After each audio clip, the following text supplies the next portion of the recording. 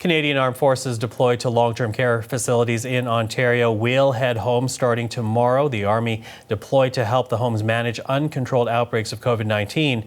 And as Natalie Collada tells us, the roads will be busy in the next coming days in the province of Ontario.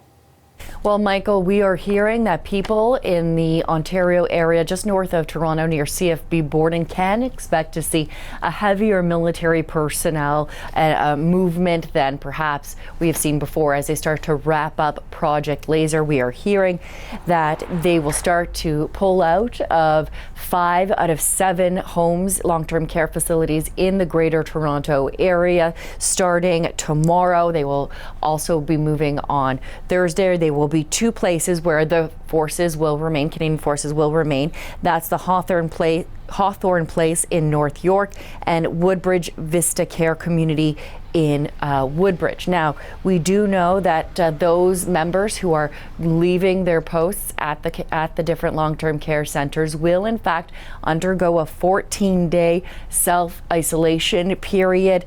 That is part of course, the standard procedure that we expect to see.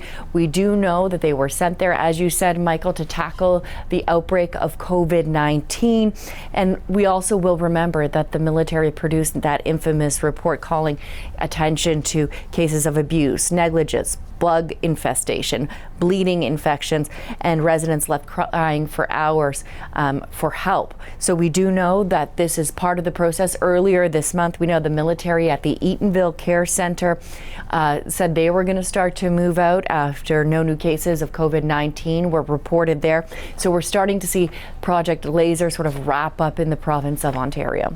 So as you said, expect to see more military vehicles if you're driving through Ontario these next coming days. But now that they're actually leaving these facilities, what happens next for these care homes? That's right. Well, while they are leaving the facilities, not all of them are leaving. There are still 2 in Ontario that will have military personnel helping out.